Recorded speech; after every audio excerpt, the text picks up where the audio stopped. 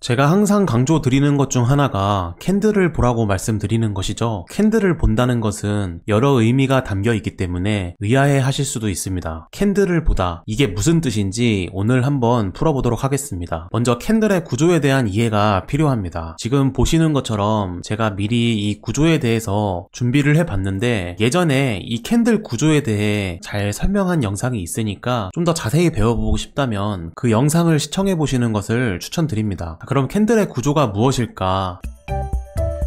우선 보시는 것처럼 이렇게 시가와 종가, 그리고 저가와 고가라는 네 가지의 구조가 있습니다. 이 네 가지 구조는 어떤 캔들이든 항상 똑같이 갖고 있으며 이 구조 안에서 캔들의 모양이 만들어진다고 보시면 됩니다. 그럼 기본적인 모양으로는 지금 보시는 이런 몸통과 이 정도의 꼬리를 갖고 있는 캔들이 보통 캔들을 표현하는 그런 모양이라고 보시면 되는데, 이 색깔로 이제 두 가지를 나눠놨죠. 이 두 가지에 대해서 이 초록색을 양봉이라고 부르면서 빨간색을 음봉이라고 부릅니다. 양봉과 음봉의 차이는 이 색깔로 구별을 하는데, 이 색깔은 거래소마다 다 사용하는 색깔이 다르기 때문에 어떤 색깔을 써야 맞다 이런 것은 없고 그냥 색깔만 다르면 됩니다. 그래서 업비트의 경우는 양봉을 빨간색으로 표시하고 음봉을 파란색으로 표시하죠.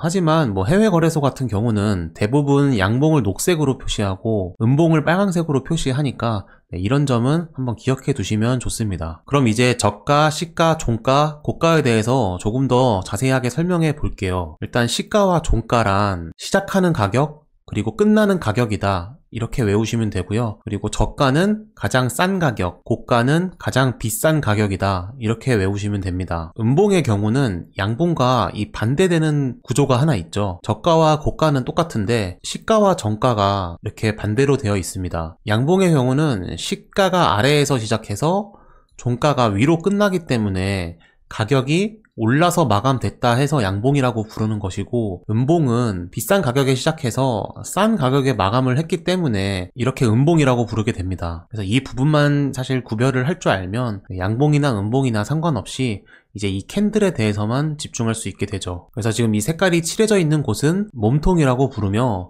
나머지 이 꼬리 부분을 말 그대로 그냥 꼬리라고 부르면 됩니다. 그러면 이 몸통과 이 꼬리는 어떻게 만들어지냐, 이것도 이제 궁금하실 텐데요. 처음에 가격이 이제 시작을 했을 때 이제 이거에 대해서 이해를 하기 위해서는 이 시간 프레임이라는 것을 알아야 되죠. 시간 프레임이란 1분봉, 5분봉, 1시간봉, 1일봉 이런 식으로 다양하게 있는데, 1분봉은 1분 동안 이 캔들이 그려졌다, 1시간봉은 1시간 동안 이 캔들이 그려졌다, 그렇게 이해를 하시면 돼요. 그래서 1분봉의 경우는 예를 들어 12시 00초에 캔들이 시작이 됐다. 그래서 시가가 여기서부터 시작을 했는데, 이제 그 안에서 이 사람들이 사고 팔매에 따라서 자유롭게 이 캔들이 움직이겠죠. 이렇게 움직이다가 12시 1분이 됐을 때 이 캔들 그려지는 게 마감이 되면서 모양이 완성이 됩니다. 그러면 처음에 우리가 봤던 시가가 여기였고, 그리고 종가가 여기서 마감됐기 때문에 여기를 이제 종가로 이렇게 그릴 수 있습니다. 그러면은 이 시가와 종가를 연결해서 색칠하게 되면 이게 바로 이제 몸통이 되는 것이죠. 그러면은 이 시가와 종가를 남겨둔 나머지 구간이 있죠. 이 구간이 이제 꼬리가 되는 겁니다. 여기서 가장 많이 내려갔던 가격을 저가라고 설정할 수 있으며, 가장 높이 올라갔던 구간을 고가라고 설정할 수 있게 돼요. 자, 그럼 이렇게 완성이 됐죠. 모양이 완성됨에 따라서 이제 양봉 캔들이 완성된 겁니다. 반대로 가격이 비쌌을 때 시작을 해서 가격 변동이 막 일어나다가 결국 이 시가에 대해서 상승해서 마감한 게 아니라 하락해서 마감했을 때, 그때 이제 완성이 되면 이게 음봉이 돼버리는 것이죠. 그래서 캔들의 구조는 이 정도로 여러분들이 이해하시면 되며, 아까 말씀드린 것처럼 예전에 만들어 놓은 영상이 있는데 그걸 조금 더 자세히 공부해 보시면 아마 완벽히 이해하실 수 있을 겁니다.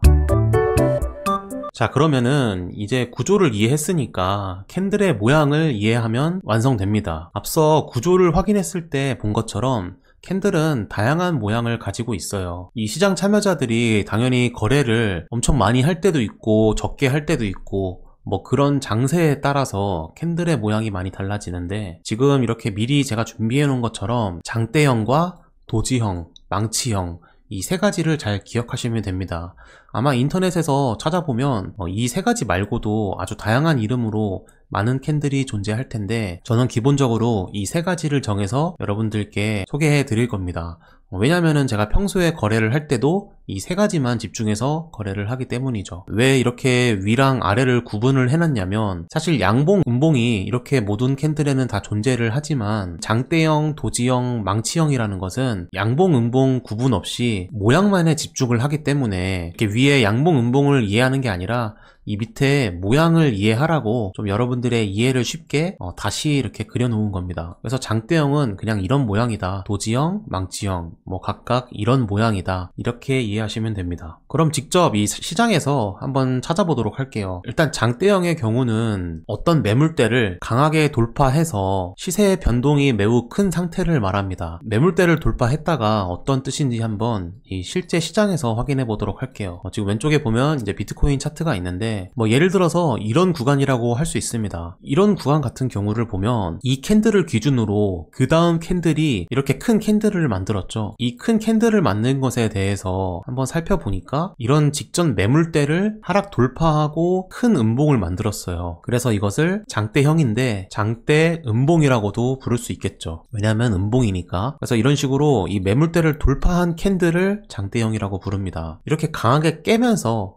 하락을 한 것에 대해서는 완전히 돌파를 하고 캔들이 마감이 되었다, 이렇게 볼 수 있는 것이기 때문에 이 하락 추세에 대해서 추가 하락을 확정 지었다, 이렇게 볼 수 있는 거죠. 그래서 상승을 하더라도 이 가격대를 넘지 못하고 다시 한번 하락하는 모습이 나오죠. 그래서 이런 장대형이 나왔을 때의 특징은 그 돌파한 그 매물대에 대해서 기준을 잡고 거기는 이제 중요한 손절가라던가 추세 전환점이다, 뭐 그런 식으로 이제 기준을 세우면서 이 캔들을 해석할 수 있게 됩니다. 그럼 도지형도 한번 살펴보도록 할게요. 도지형의 경우는 특성이 시가와 종가가 거의 비슷한 구간에서 이렇게 머물러 있죠. 이것은 처음에 시가로 시작을 했는데 뭐 가격 변동이 충분히 여러 개 있었지만 결국에는 시가와 비슷한 가격대에서 마감을 했기 때문에 시가가 여기고 종가가 여기가 되면서 이렇게 몸통이 작게 완성이 되고, 그리고 저가는 여기, 고가는 여기, 이런 식으로 완성이 되는 거죠. 이런 경우는 이 시장이 지금 방향을 못 잡고 있다, 매수와 매도의 힘이 거의 비슷하다, 이렇게 볼 수 있습니다. 그래서 뭐 그런 캔들을 좀 확인을 해본다면 뭐 이런 경우도 볼 수 있겠죠. 네, 이런 식으로 강하게 상승을 하고 나서 어느 정도 힘의 균형이 이루어지다가 그 다음 조금 더 상승을 한 모습이 나온 게 이런 경우라고 할 수 있습니다. 뭐 뿐만 아니라 뭐 이런 경우도 있죠. 이렇게 하락을 하다가 힘의 균형이 어느 정도 맞아서 좀 시세가 멈춰 있다가 한번 다시 위로 올렸다가 하면서 이제 상승으로 방향을 만든 모습, 이런 것들을 확인할 수 있습니다. 이런 게 이제 도지 캔들이다, 이렇게 이야기를 합니다. 그리고 망치형 같은 경우는 이제 한쪽으로 꼬리가 길다, 그런 특징이 있는데 이것들은 뭐 마찬가지로 이렇게 시가가 시작을 하고